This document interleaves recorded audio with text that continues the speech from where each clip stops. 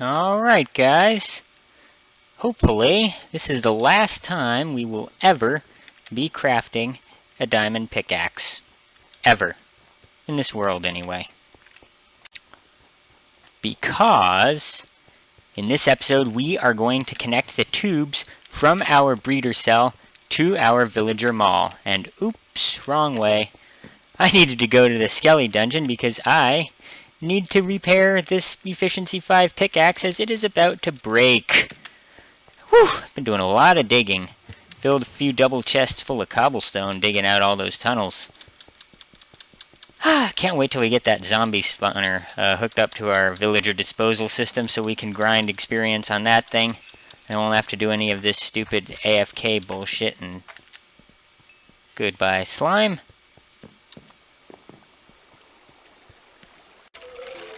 Alright, let's crush these guys. 1, 2, 3, 4, 5, 6, 7, 8, 9, 10, 11, 12, 13, 14, 15, 16, 17, 18, 19.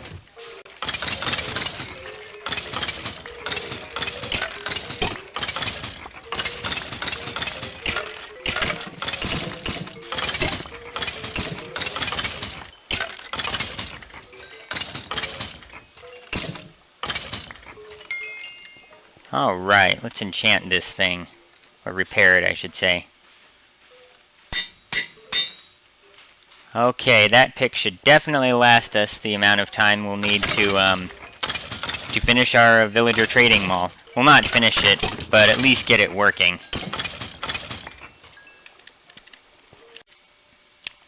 Hello everyone, CodeOnBite here, and welcome to another episode of my Minecraft Let's Play.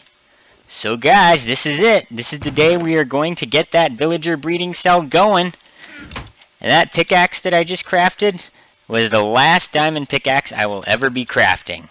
Oh, before we jump right into our project, something I gotta show you. Made a little change to the golem collection area. What's this? Why is the diamond block that was used to crush them moved here? Well, let's see.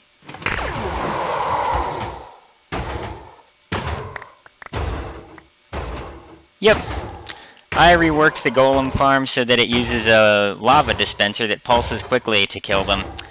Now you don't have to remember to flip the switch to let new golems into the collection chamber.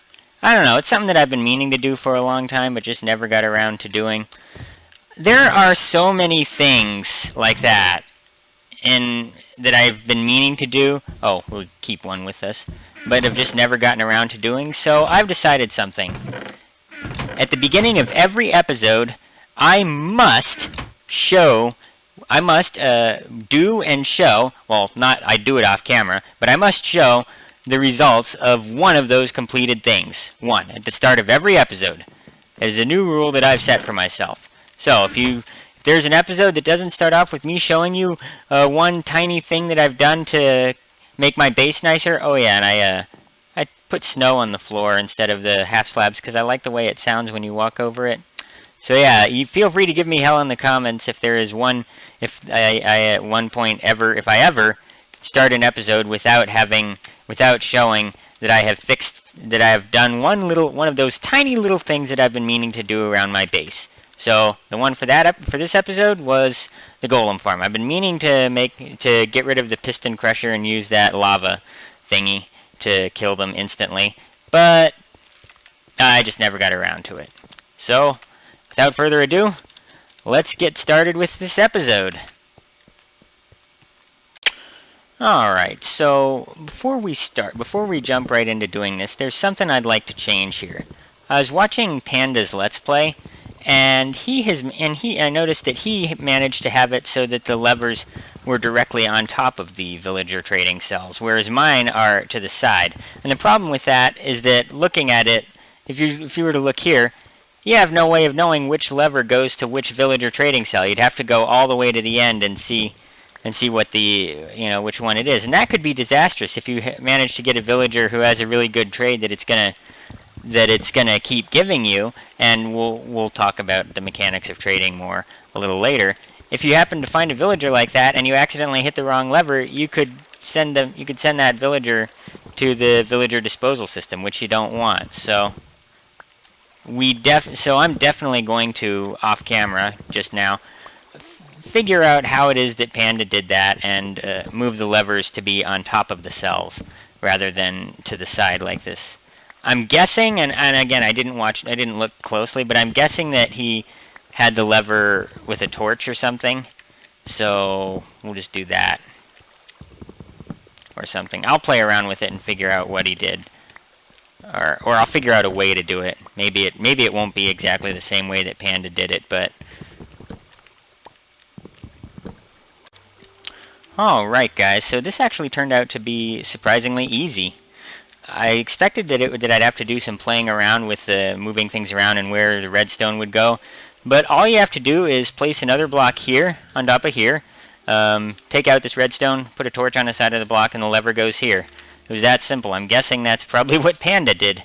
Now, one consequence of this is that now the position that the lever needs to be in when you want to keep the villager and when you want to get rid of them is reversed. So whereas before you'd have the lever up when you wanted to keep the villager and down when you want to get rid of them, but now it's reversed. So now you have the lever down when you want to keep the villager and up when you want to get rid of them. So when it's up and I stand on the plate, this water is still here, but when I put the lever down and I stand on the pressure plate here, the piston comes in and blocks it. But that's actually probably better, since you put it down when you want the villager down in the cell, and then you flip the lever up when you want the villager to go up into your disposal system. When you want the villager to go up in smoke! Ha ha! I love lame puns. Anyway, so yeah. Oh, yeah, also note that I have a lever under here. This lever basically just artificially activates the pressure plate, and that's just there basically for maintenance purposes. I'll probably be using that when I go in to add the water streams to the underground water canal, because it'll make the pistons pull up so they're not in my way anymore. I don't know, I just think that's kind of, it didn't take much time to put on, and it's a kind of feature that makes it much easier for you to work on things. So one of the things I've been trying to work on is, aside from making things look nice and getting those little things that I've been meaning to do but never actually done, one of the things I've been trying to work on is just adding the tiny little, taking that extra second to do something that'll make it easier for you. Alright, so I'm just going to go do this for the rest of them, and maybe I'll put on some music, or maybe I'll just cut it out. It depends how derpy I think my voice sounds, or how long the video will take. So, let's do this. Alright guys, well, got that done. And I'm really glad that I did that now. That is exactly the kind of step that I'd be likely to look at and say, you know what, I just want to get this thing working. I'll do it later. And then never get around to it. Or maybe I want to get around to it, but I realize that it becomes a whole lot more difficult once there's villagers in this thing. So, yeah. Really a good idea to have some discipline and do that step now, Put that fancy redstone lamp on-off switch on the Skelly spawner now, instead of later. It'll help you out while you're building it, and similarly for this thing. Now, of course, the ceiling is a bit high and kind of obscures the view of these switches, but we're going to raise the ceiling anyway, because I want to have a view of the villagers going out the garbage chute at the top. Alright, I'm going to run and go get some supplies that I'll need to build these the tubing, and then we shall do this. Man, I'm excited. We're about to farm diamond tools and armor, guys. Isn't that exciting? That's right. Farm diamond tools and armor. Usually you'd have to get those in a non-renewable way by mining diamonds, but we're farming it, guys. We're gonna farm them. We kind of were farming tools before. Most of my pickaxes came from trading with villagers, but now we're actually going to do it in a nice organized way. And holy crap, I'm almost out of glass. Do I have any sand? Oh, okay, good. So I can cook some sand if I need to. Okay guys, so I just did about 2 seconds of playing around. I thought it might be more, that's why I did it off camera. But I've figured out how the disposal chute is going to run. So basically, you start by just having a sign on this block of iron that the lever is on that we conveniently just placed. See, that's a third benefit that we have from doing this, putting the lever on top. It's not even in the way of anything that we want to do. The block fits right into the design that we end up needing to do anyway, so perfect. Of course, it means we can't make this block glass, which does obstruct our view, but hey, you know what? We're going to be getting free diamond stuff from this thing, so I'm not going to complain. Alright, so basically you just put a sign on that, and the sign is necessary there, obviously, because we can't have a solid... Ah! Let me out! Fuck. Hate when this happens. Because there's redstone here, we obviously can't have a solid source block here, because it would just flow over the redstone and wash it away, so gotta have a gap there, and then we put another source block, then another sign, and then we have the water flowing over this gap, and they'll swim up it and be pushed along. They'll be swept away by the rapids. Something like that, anyway. Alright, I'm gonna get started. Can't wait. Let's see, do I have enough signs? Oh yeah, I got plenty of... 32.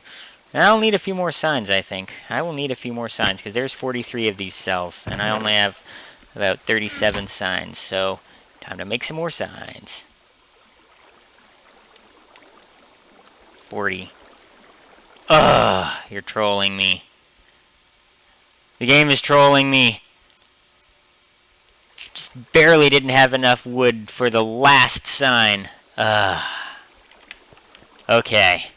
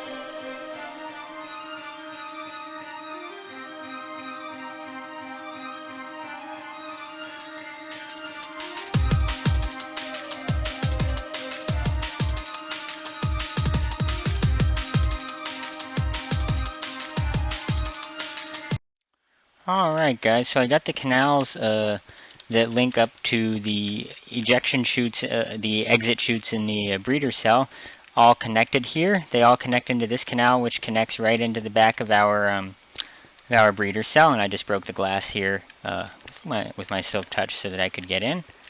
So now I just have to put the water in. I'm gonna start by putting the water in these canals up here. I'll have to jump stack up to get there. I'm going to do that first just so I don't have to swim against the current when doing that.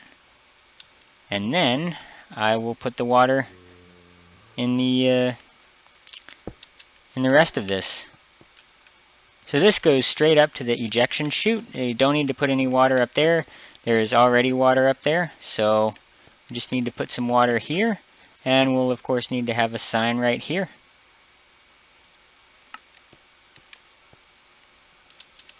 Now I'm 99% sure that the villagers that fall will not take any fall damage here, which is what we want, although if it doesn't kill them it wouldn't really matter if they did take some fall damage.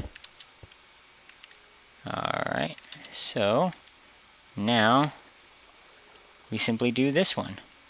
Of course we first put a sign, let's see, right here. Oh, and we'll probably need more than one sign for this one. Alright guys, so this water isn't quite long enough to reach, so we're going to have to do a trick that we did, I believe earlier on. I'm going to do these, make a junction a little differently than I did before. I'm going to put a half slab here.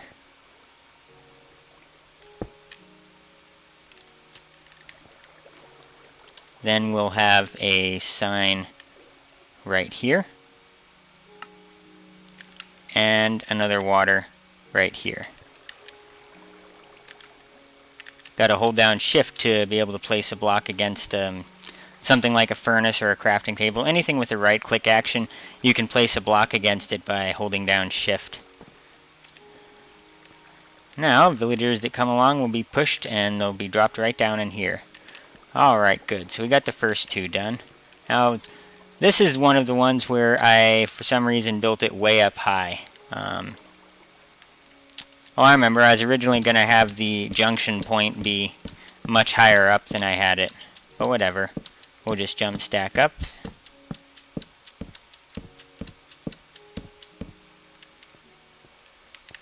And we'll put a sign here. And a water here. Oh! Another little junction here that I have to do. Yeah, I remember this. I wasn't really thinking right when I made this canal.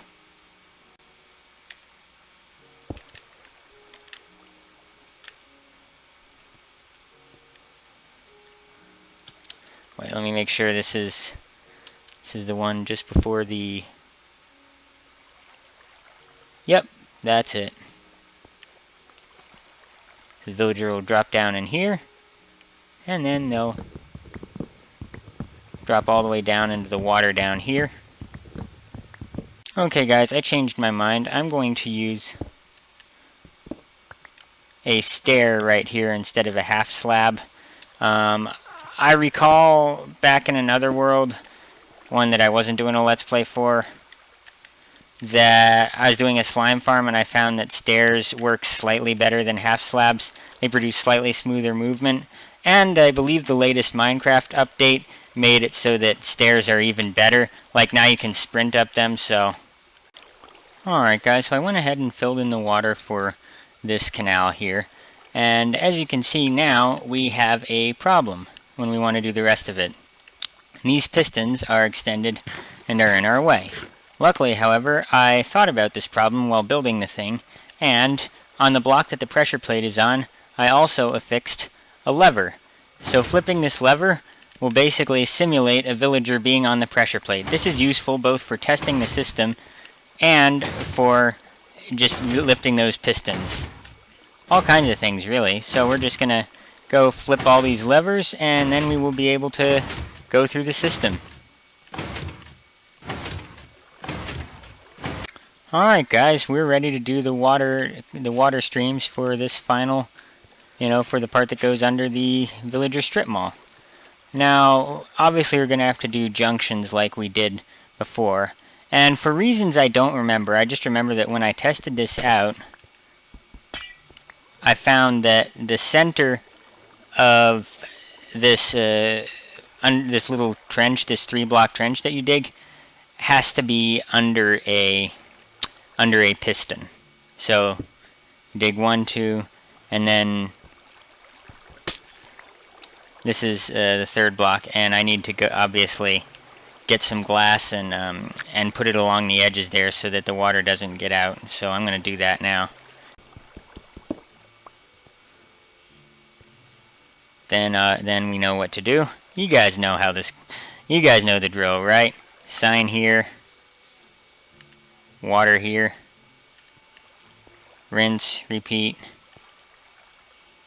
Alright guys, so I went ahead and did this final little stretch of water streams here. But now we just have to do the water streams on top, so I will meet you up there. Okay guys, so time to put in the water streams for the disposal canal up here, which we can just do like this. However, when we reach the end of the stream, as you can see, we have an issue. We cannot just do the thing with the stairs that we did before because, well, we can't dig into this because there's glass blocks with signs on them, so we can't very well plop a stair in there. So what we'll have to do is we'll have to do this style of ending right here. And what this means is we'll have to make the walls of this 3 high and probably give them a ceiling, otherwise their heads tend to get they'll try to swim up in this and their head will tend to get stuck in the glass above them. So we'll have to make the ceiling 3 high, which will make the ride along the disposal canal take a little bit longer, but whatever. Should be good.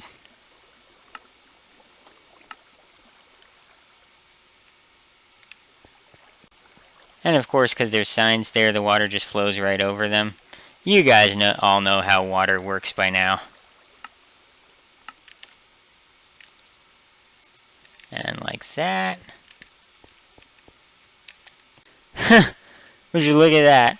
The last water stream here ends at just the right point, so we don't even need to put a sign here. But you know what? I'm going to put one anyway, because at some point, if I were to ever, for any reason, shorten, move this water stream up here, and there wasn't a sign, and I forgot about this, then it would spill down in there, which could just cause problems. So I'm just going to go ahead and add that sign right now, even though it's redundant, in anticipation of the future, because I like to anticipate change. I find that works. So then, this is what I was talking about. Because we need to have flowing water here and we only have 1 block, I had to move out an extra block in this direction, and so I'll basically have the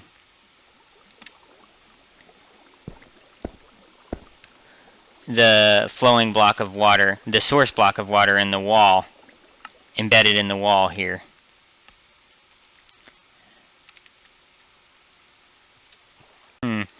Okay, so I guess I'm going to have to remove some of this ceiling here so that I can make these walls 3 high. Remember, we have to do that because we're using this style of water merger, of stream merger. So, alright guys, so now that all the water is in place, all we have to do is remember to flip these levers so that the system will react properly to villagers. And yeah. Then all we have to do is turn the breeder cell on, and I'll remove the dirt that I put in to block the chutes.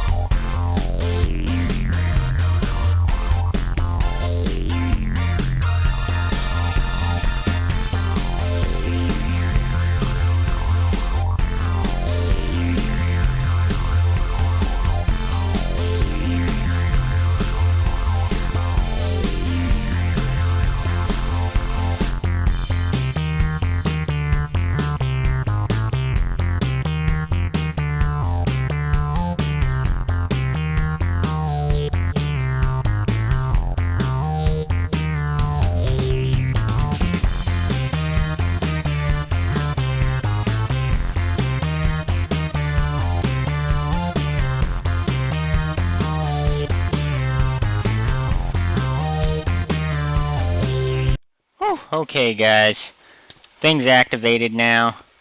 That means we'll get villagers up here soon. Okay. God, this was a big project. But hey, it feels good to be done. So while we wait for the thing to reach capacity, it wasn't quite at capacity when I shut it off.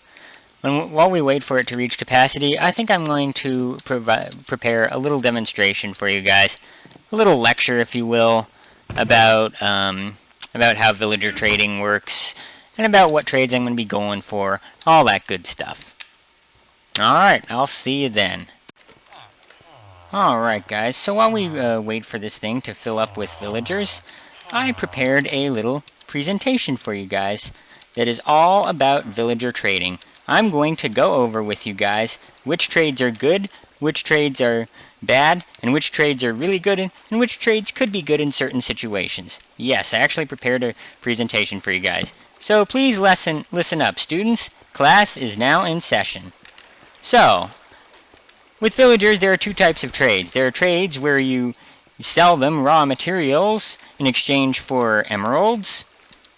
And then there are trades where you give them emeralds to buy certain items.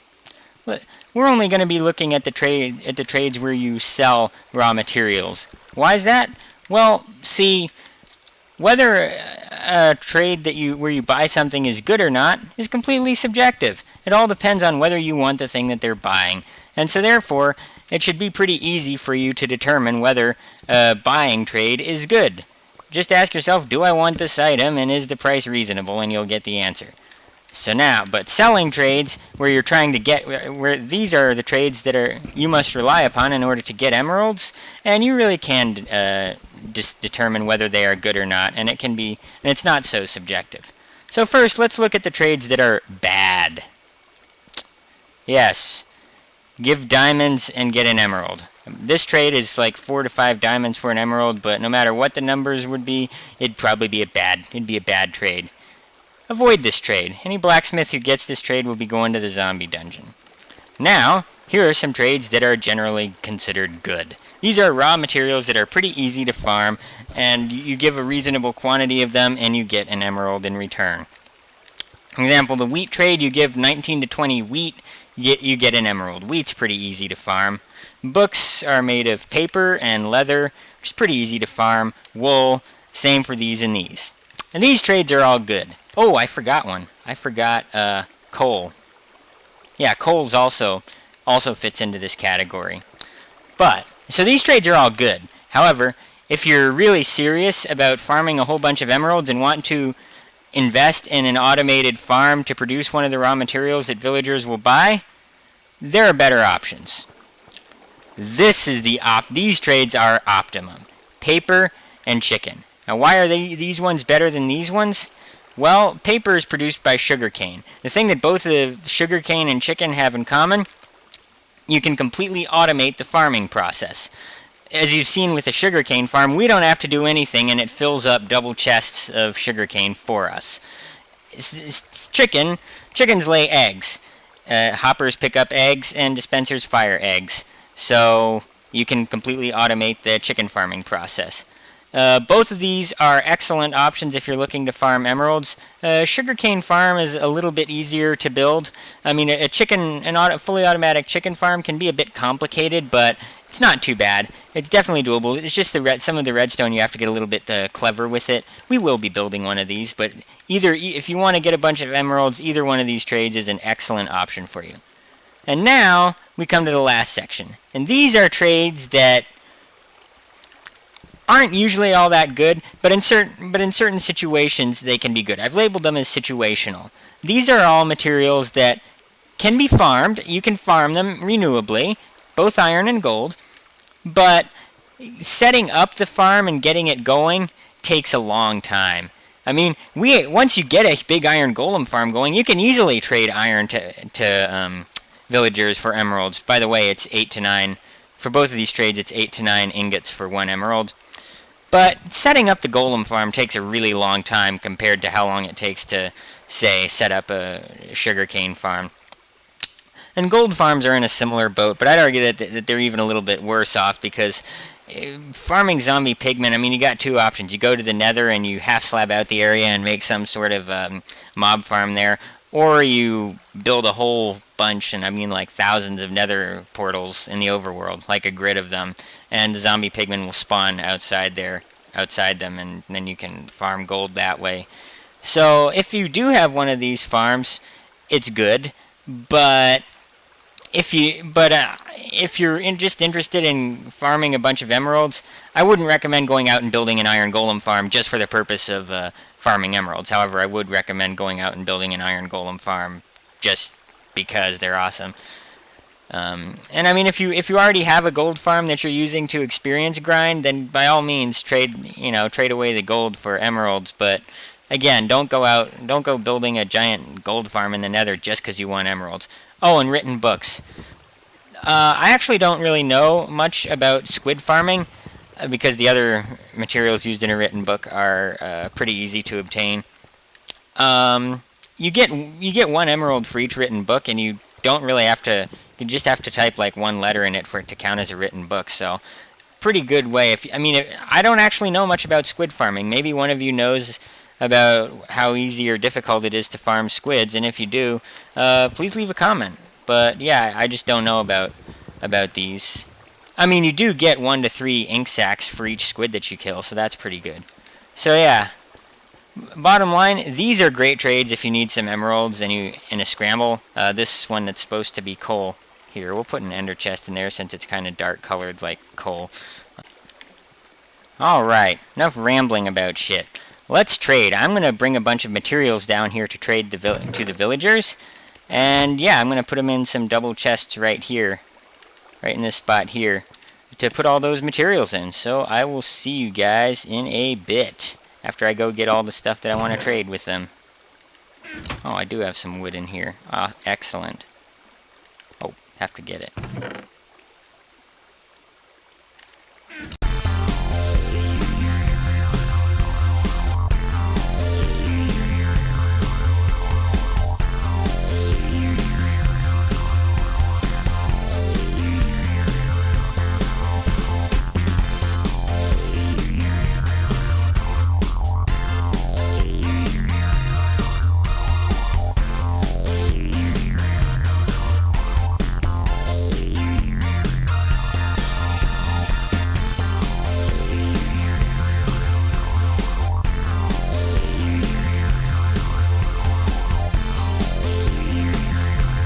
Hey guys, so I kind of messed up with building this thing.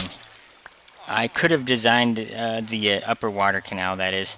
I could have designed it a little better, but basically you can't have the water flowing down over one of the openings because that will prevent the villager from swimming up. So in other words, I can't have the source block up here and the sign here because then the water is downward flowing immediately above this opening, and that will prevent the villager from swimming up. But if I put the sign here and the source block up here, then there's a 2-block gap where there's no water, and so that won't work. So what you have to do is on these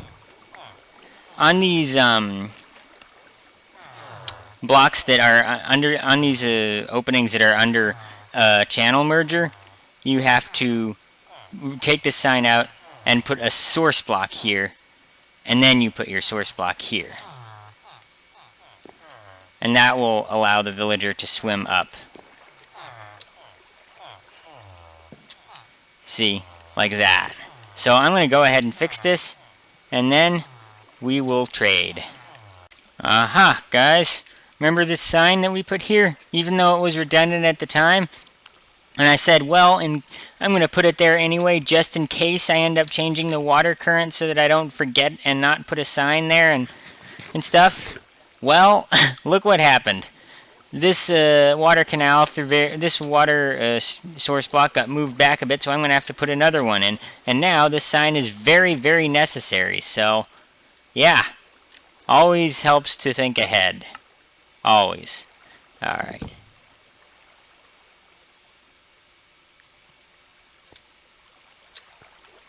God, I hate it. Why can't I get things right the first time?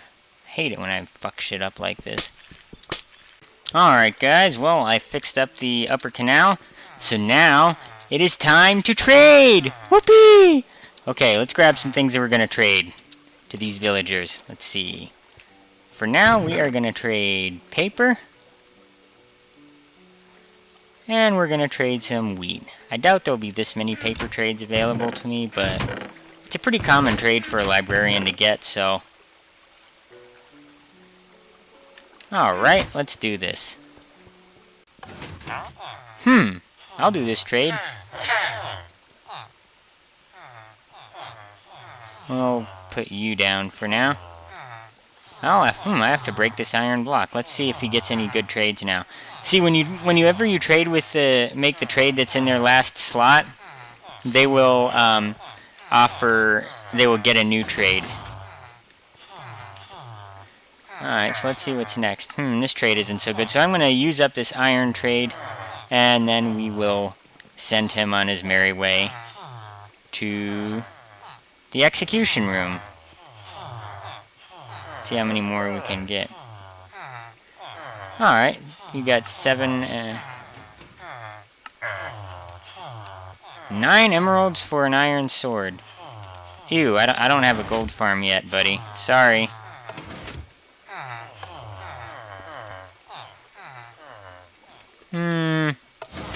I've seen... I don't really need looting 1 right now. I mean, if it were looting 3, maybe, but... Bottle of Enchanting. Well, I have an experience farm that could prove useful, but you need an awful lot of them for them to be useful. Oh, yep. I'll take that trade.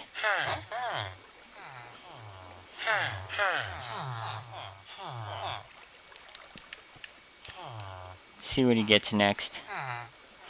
I may go up and get some coal, but I'm really not interested in that trade right now. Well, that's a little better than 23. I'll keep... Now, this is what I'm talking about. We'll take these guys. See, this is why diamonds are overrated, okay, guys? Diamonds are overrated. So, we'll take these off and put these on. Oh, yeah. Oh, yeah, get myself some diamond armor. Yep, most commonly abused villager trade there is.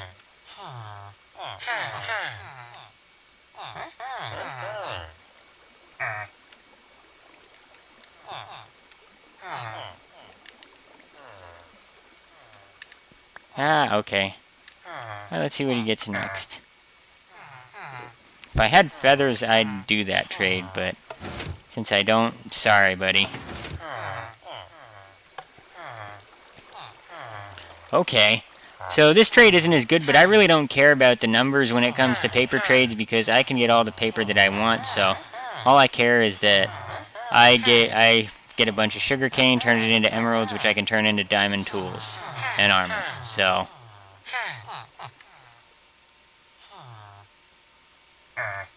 We'll do... Alright, used up that trade, see what he gets next.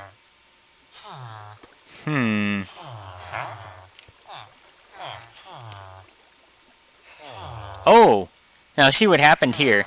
One of the things, whenever you use a trade that's in the last slot, in other words, this arrow is darkened, and Panda gives a really good explanation of it, the villager will try to get a new trade, and one of its trades will be randomly selected. However, if it selects this version of the same trade that it has, in other words, it selects a paper trade, it will check and see whether the new trade that it got is better than the old one.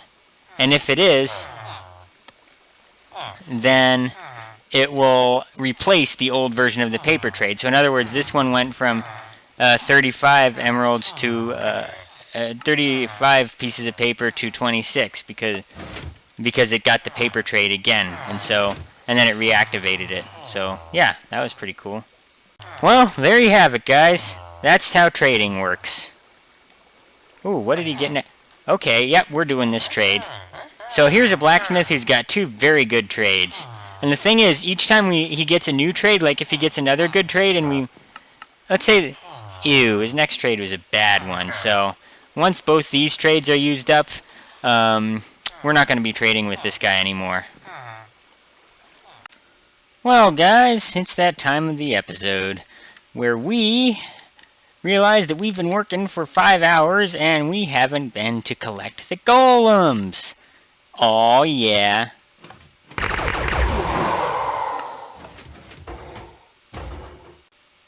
As usual, 4 stacks of iron blocks, and yeah.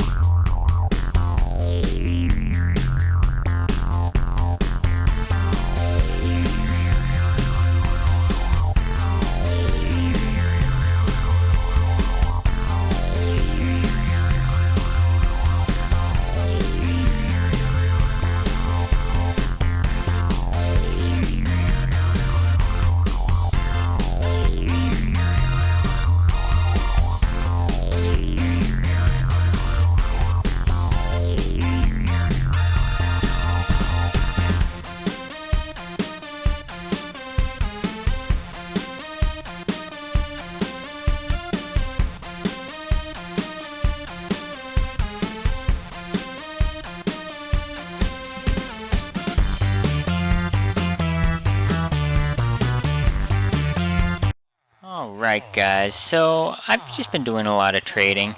I think I'm going to end the episode here. There were oh, you suck. Goodbye.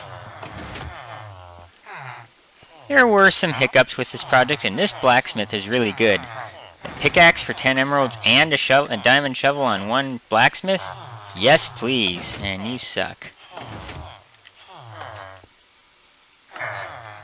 So there were some hiccups along the way.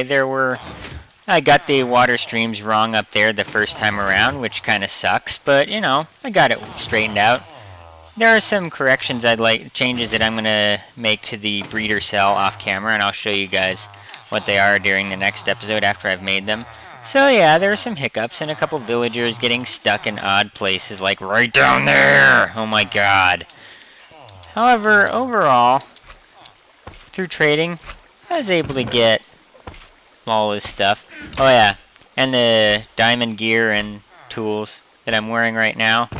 So, someone wants to add up how many diamonds it would take to craft all this, and this, and this.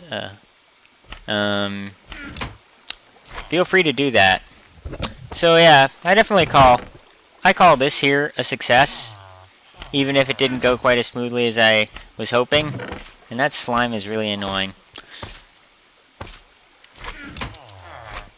So, yeah. Now, if we fall in lava with all this stuff, I mean, it'll be annoying, but it's not going to be like, oh my god, I'm going to have to do so much mining to get all that back. So, yeah, it's a success. Farming diamond tools and armor. Pretty awesome. Goodbye. Na na na. Helmet. Chain helmet. That's cool. Na na na na. Na na na na. Hey hey. Goodbye.